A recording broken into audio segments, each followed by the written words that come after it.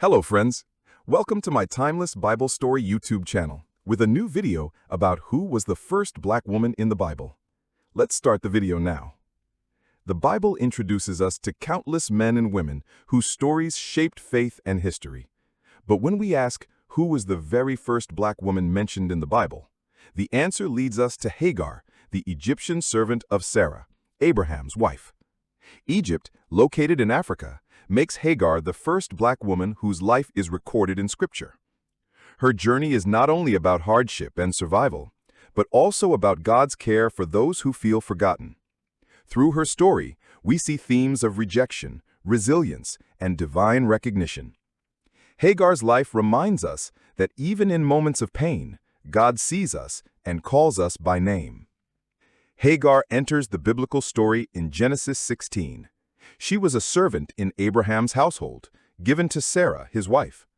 In that time, servants often had little choice over their lives, and Hagar's story begins in such a situation. Sarah had not been able to bear children, and in desperation, she asked Abraham to father a child through Hagar.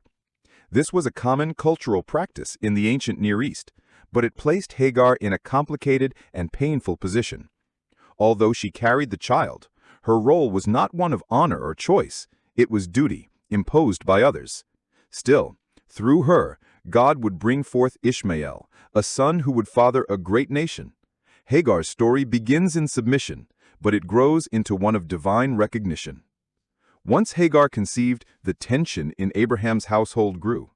Sarah, though she had arranged this, began to resent Hagar. The Bible tells us that Sarah dealt harshly with her, and the relationship between mistress and servant broke apart. Imagine Hagar's pain, carrying a child, yet facing mistreatment and rejection from the very woman who had placed her in this position.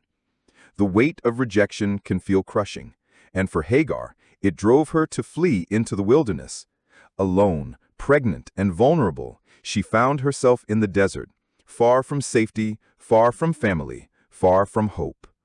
Yet it was in that moment, when she thought she was unseen and forgotten, that heaven itself drew near to her. At her lowest point, the angel of the Lord appeared to Hagar. This is significant because Hagar becomes the first woman in the Bible to be directly visited by a divine messenger. The angel called her by name, Hagar, servant of Sarah. This moment is powerful. God saw her, knew her name, and acknowledged her pain. The angel instructed her to return to Sarah, but also gave her a promise. Her son Ishmael would become the father of a great nation. God was not blind to her suffering. He assured her that her child carried a destiny beyond her pain. In her despair, God revealed his presence, turning her sorrow into a testimony of hope. It was after this encounter that Hagar gave God a new name. She called him El Roi, which means the God who sees me. This is one of the most remarkable statements in Scripture, spoken by a woman, a servant, and a foreigner. It shows us that God does not only see kings, prophets, or priests. He sees the hurting, the overlooked, and the rejected. Hagar's declaration of faith is deeply personal. For the first time, she realized she was not invisible to the Almighty. Though Sarah and Abraham may have dismissed her, God himself had acknowledged her worth. This moment makes Hagar not only the first black woman in the Bible, but also a woman of deep spiritual significance. Time passed, and Ishmael was born. Hagar raised him in Abraham's household, yet the tension with Sarah never disappeared. Later, after Sarah miraculously birthed Isaac, the conflict grew worse.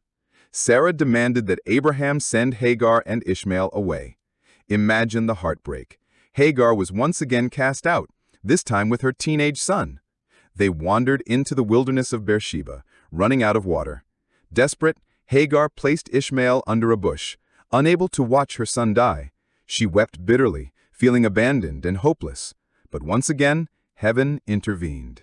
The angel of God called to her from heaven, saying, "Do not be afraid, God has heard the boy crying."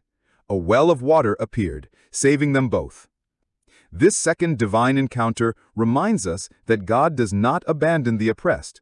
He is present in the wilderness moments of life where human help fails. Ishmael grew and became a skilled archer, living in the wilderness of Paran. Hagar found him a wife from Egypt, ensuring that his African heritage continued. Through Ishmael, nations would arise, fulfilling God's promise to her. Though cast out by people, she and her son were never cast out by God. Hagar's story continues to echo through history as a testimony of resilience, survival, and faith in a God who hears the cries of the suffering.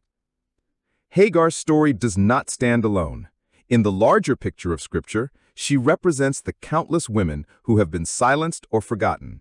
Yet her voice comes through the pages of the Bible, reminding us that God's love extends to all people across every race and nation. She was a servant, a foreigner, and a woman of African descent. Yet God chose to meet her personally, to give her promises, and to honor her with His presence. The first black woman in the Bible is not just a background character. She is a central figure in showing us the heart of God. Thanks for watching the video. Please subscribe this YouTube channel to get more videos. See you soon with the next video. Bye!